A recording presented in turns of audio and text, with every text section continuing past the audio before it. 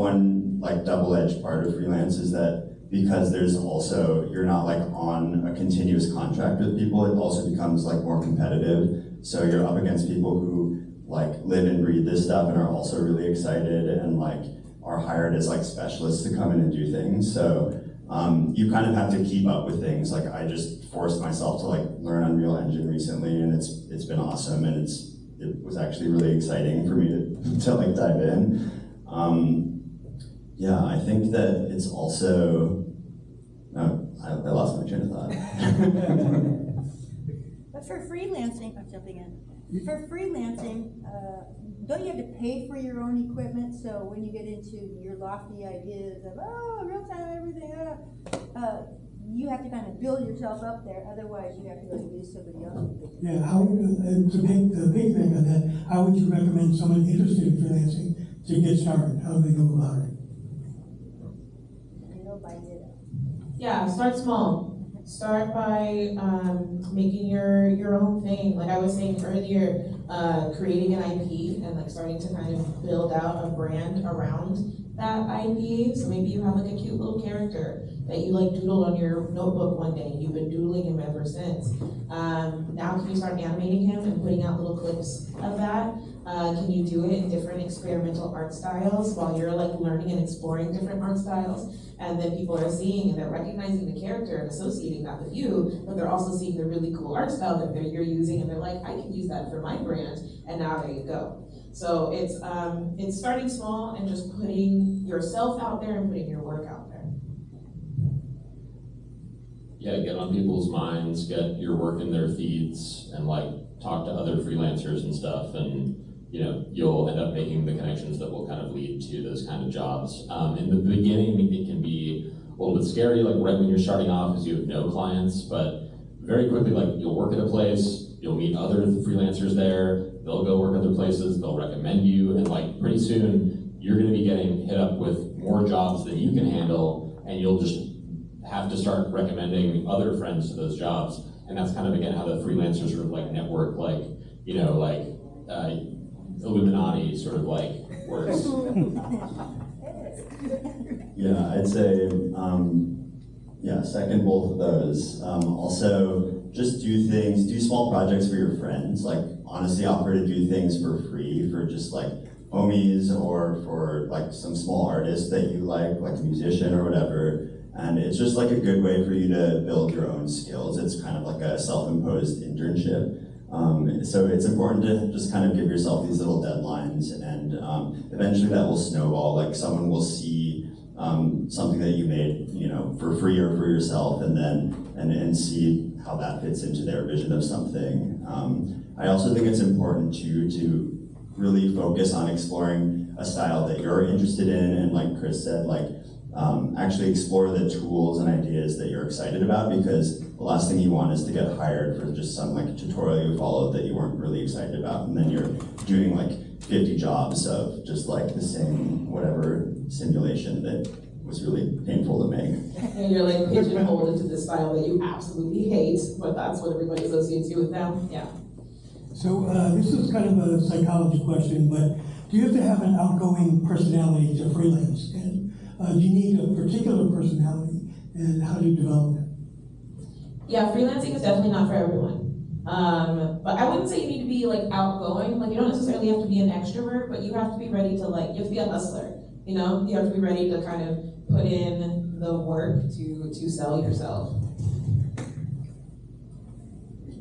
Yeah, I agree with that. I think also just like that kind of self-starter mentality, that's a skill that you can build. Like I think in college I always saw myself as like, oh, like I'm not gonna like initiate any of my own projects, and like I kind of felt like I would only just do like assignments in school. But once I actually like, it's a skill and like a muscle that you build over time. If you start doing little personal projects, it'll start to snowball and you'll build momentum. And it's kind of the same for freelancing, I think too.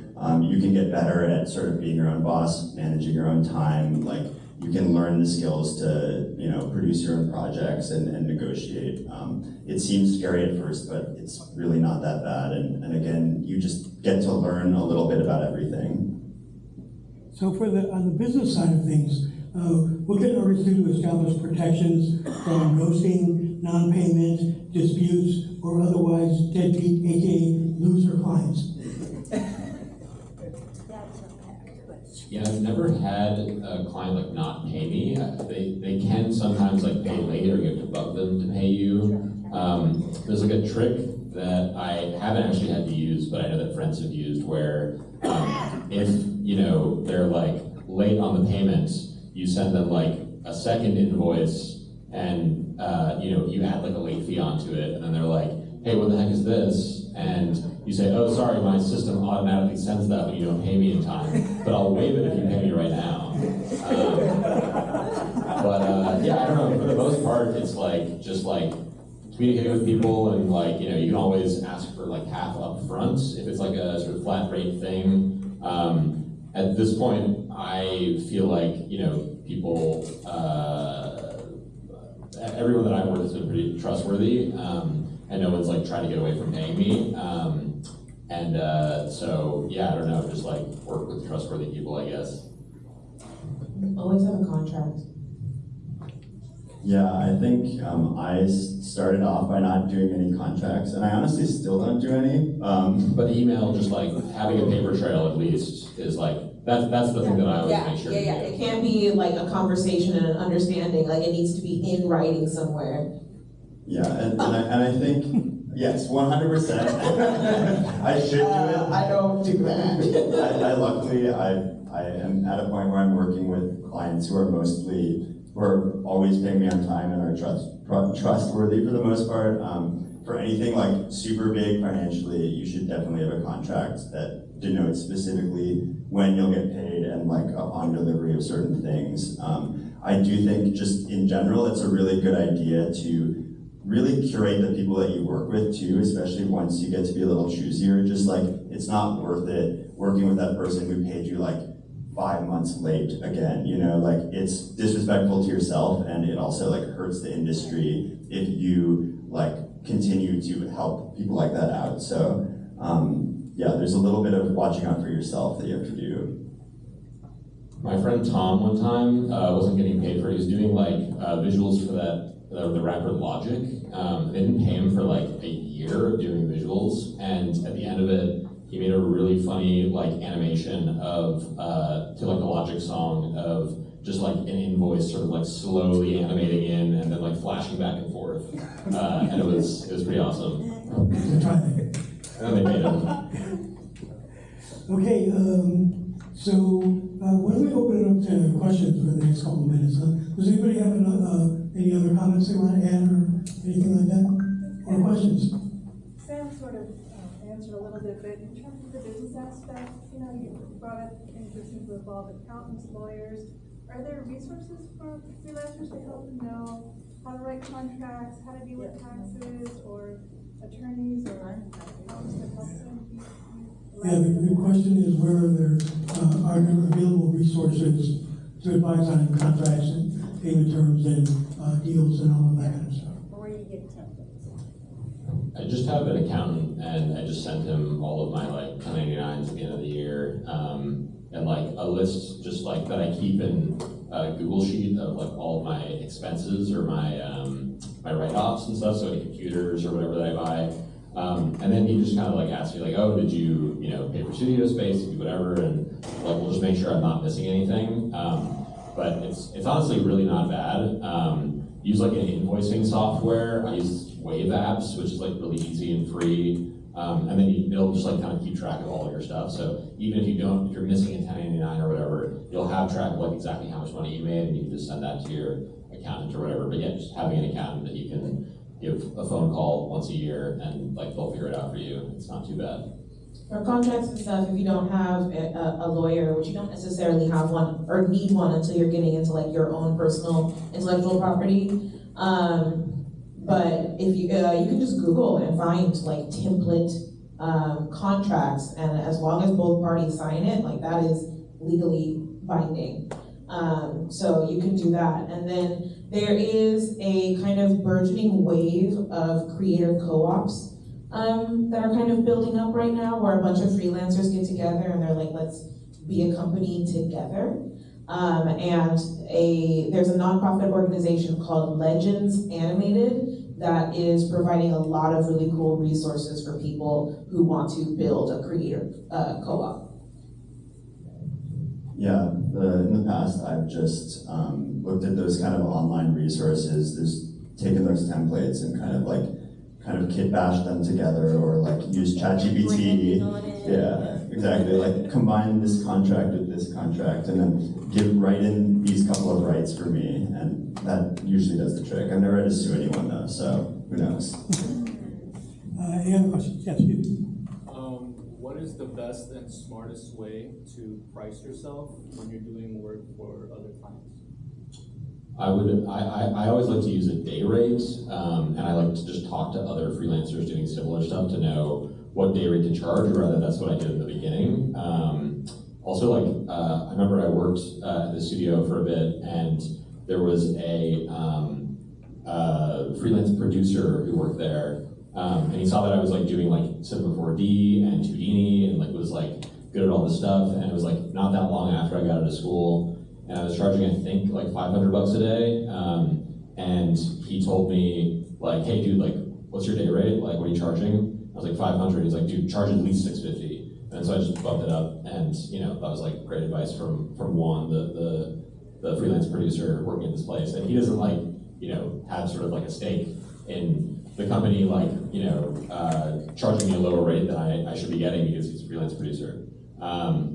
But just ask around. I think generally good starting super junior rates are 300 to 400 a day, and then mid levels more 500 or 600 a day, and then they can go up to 1,000 a day or 1,500 even if you're working for a tech company or something like that. It really depends what you're doing. Day rates just make it really easy. I don't like keeping track of hours and stuff on a time card. I think that's really annoying and nitpicky, and you get different amounts of work done every day, but over time it's going to kind of average out. I remember when I first started, I felt really guilty whenever I didn't get enough done one day, even though I got a lot of work done the day before. And it's good to just not stress about it and realize that kind of over time these things will average out, and not every day is necessarily going to be an equal amount of sort of output, but you deserve to charge that amount for your time. So yeah. Yeah, I would also add to that, don't undersell yourself. Just because you're starting out doesn't mean that your time and your expertise is not worth anything. And don't be afraid to negotiate. They might come at you with this number. I, as a rule, always ask for at least 30% more, every single time. So yeah, don't be afraid to negotiate just because you might be desperate and you really want it. And you're oh no, I don't want to lose this. Because usually they don't say oh, I'm not going to pay that, goodbye. They'll just be oh, I'm not going to pay that, will you take this amount? And then it's up to you to decide am I willing to do that work at that amount? Yeah, strong second on that one. I've almost never had someone, when I go really high on an initial number, just shut the door immediately. They'll often say oh no, please, this is actually all we have, and then they'll bump it up a little bit, and then you're okay, fine. Also, if it's project rates, I do those a lot as well. I'd say I usually do those more these days. And I feel there's always this sort of what's the budget? What's your rate? And kind of back and forth thing. But I really find that in order to figure out how much money you need to do a thing, you need to figure out what the scope of the thing is, right? And sometimes that's a little bit vague, and what could really help figure out what the actual scope is the client intends is by just getting a number that's what do you actually want to spend on this?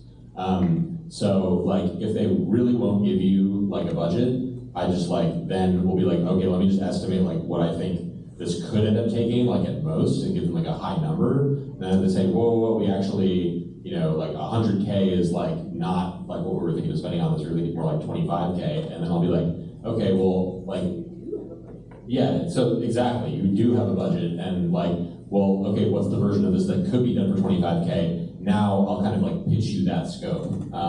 So yeah, the number is very useful for figuring out what the actual scope should be of the project. Yeah, that's a really good point. All things are variable, not just your price, but the content that you're creating, how deep you're gonna go, how polished you're gonna go, can be adjusted to kind of match what they're paying you. Yeah, so I also think it's kind of a function too of like how much you can learn from the project and also how much of a portfolio piece it can be for you. Like, especially when you're starting off, it's really helpful to think about like all the different ways in which you can get like paid from the project in certain ways. Like if you can learn a lot from the project, if you can find mentorship in it, or if it's a style or something that you're really passionate about, like generally, if there's good pay, if it's something you're passionate about, or if it's a portfolio piece, like if you hit 2 of those, you're in a pretty good spot. So sometimes you can take less money if it's like really in your style and you're gonna put it in your portfolio afterwards. Yeah, I would add to that and say, define your deliverables and be as specific as you possibly can. Find out exactly what the client wants from you and just bullet point it and say, we're going to deliver A, B, C, D, E. And that way, if they start to change, you can look at the change order process. But anyways, thanks guys for all this great information. Really appreciate it. We're going to we'll leave time for more questions at the end of the next panel. But Chris, Sam, Will, thank you very much.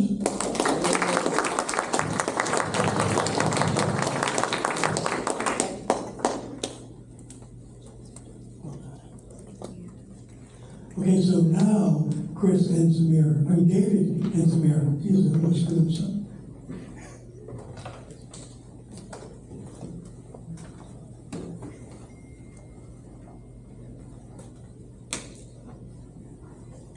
Okay, so the topic of this panel is job search beyond media and entertainment.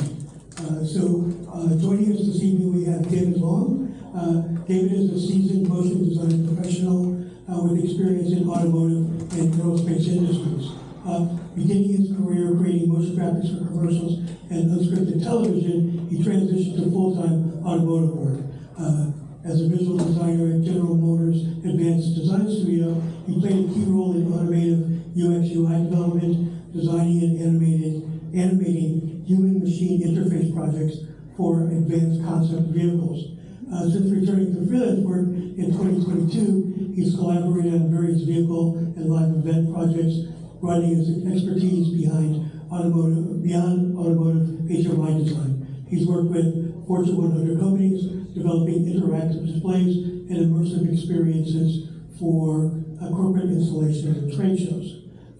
And also joining us is Samir Lyons, who I met many years ago at NBC. Samir is an accomplished forensic animator with over 19 years of experience spanning forensic animation and visual effects. With a diverse career in animation, working on such films as Iron Man, Harry Potter and the Half-Blood Prince, and Terminator Salvation, as well as commercials for Nike, Hershey, Samsung, and Porsche.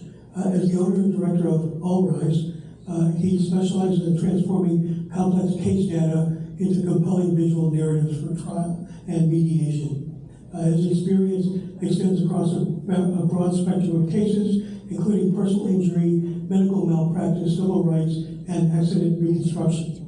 Leveraging techniques such as 3D laser scanning, motion capture, and drone imaging, he collaborates with attorneys and expert witnesses to create factual and persuasive data-driven that demonstrates and elevate courtroom presentations. So, thank you, gentlemen. Thank you. Can we turn it off again? I think, right? You hear me? Yeah. Hello? Just check, mic check. Check. You're good. Okay, so here's a few discussion points I'll throw at you guys. What are some of the differences between working in your current field and media and entertainment? Okay, yeah, so for me, I'm coming from like the car concept world. So one of the bigger differences would be a lot of the stuff I'm doing lives in an actual product, lives in a concept car. It's not just on a screen, it's on the screens in the car, or the whole experience in general. So that could be a multi-sensory experience. A lot of times we're doing stuff with like haptic feedback, vibrations, audio, lighting animations, you're doing those digitally, but it's on the car, both internally and external.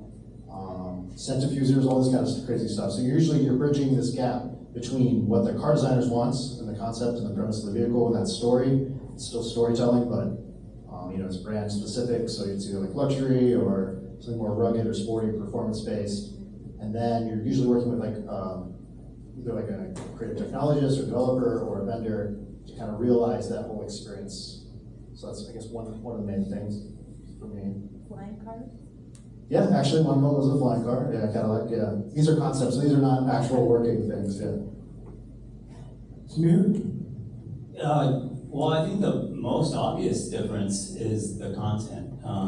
There are many differences in pipelines and things like that. It's all animation, and there's a lot of crossover.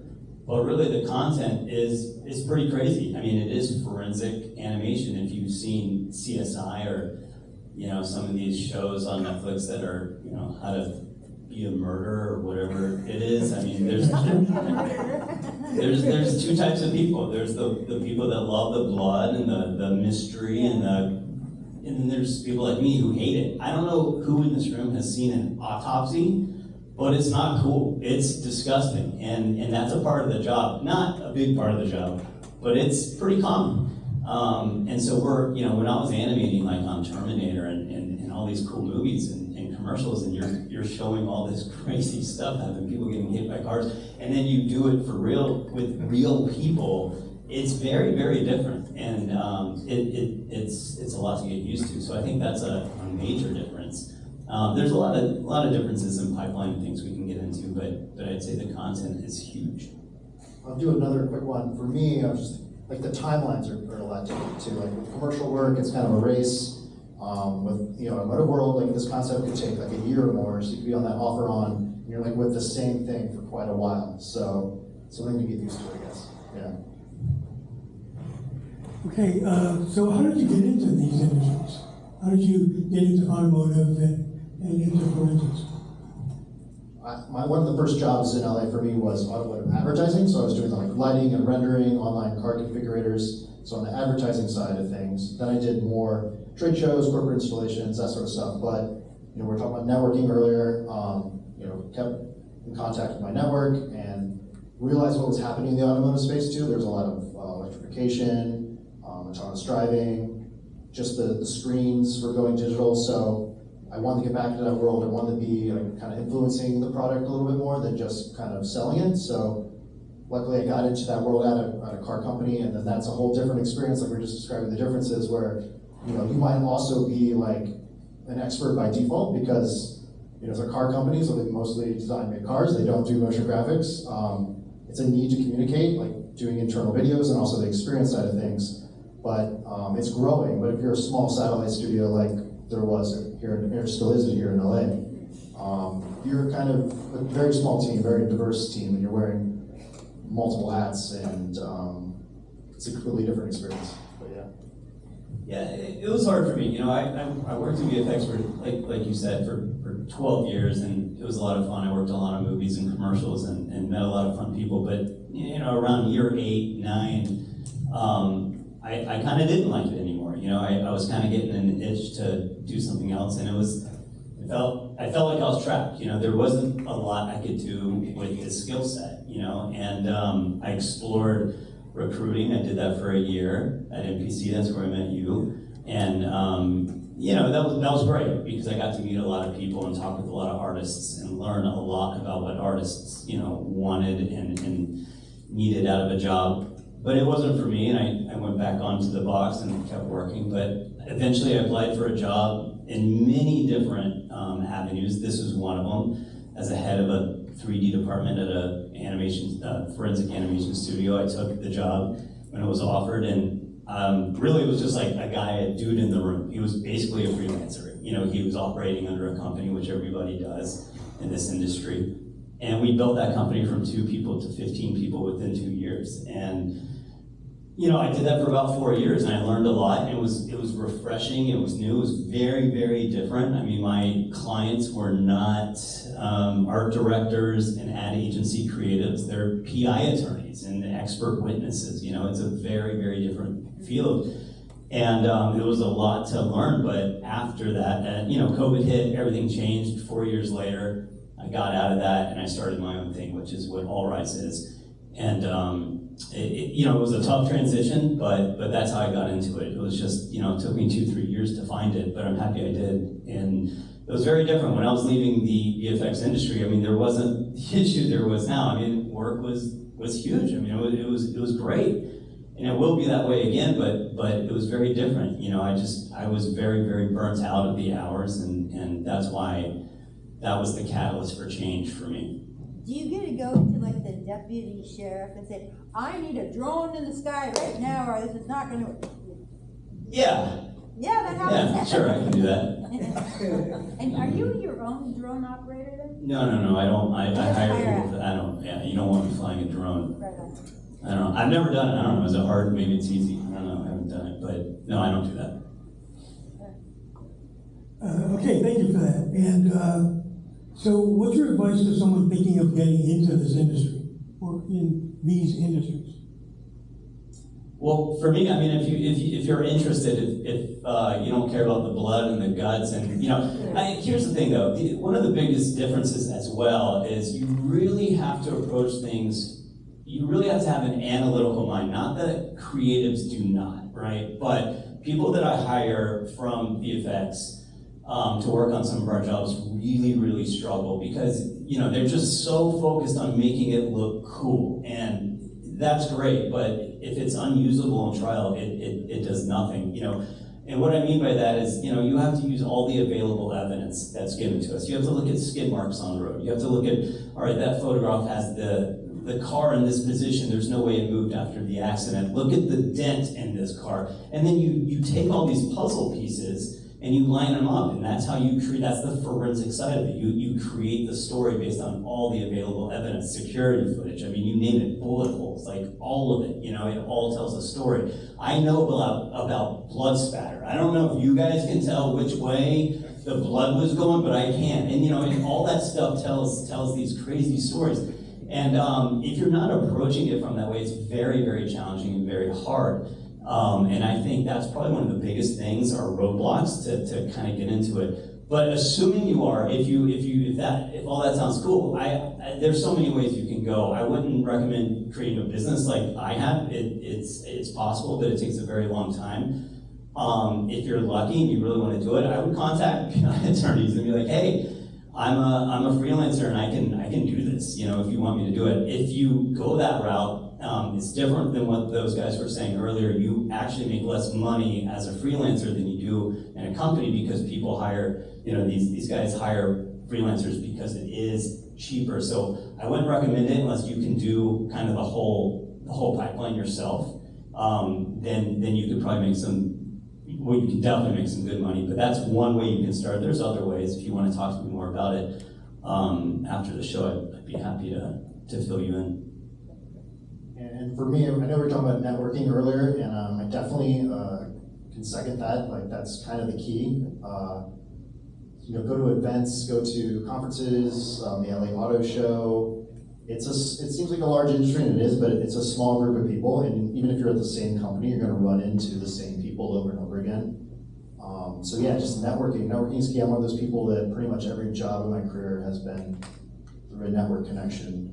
And I hate to mention that there's school here at art at Otis, but Art Center students, I don't know, pretty much everybody in that world knows somebody from Art Center. They hire a lot of people, so make a friend.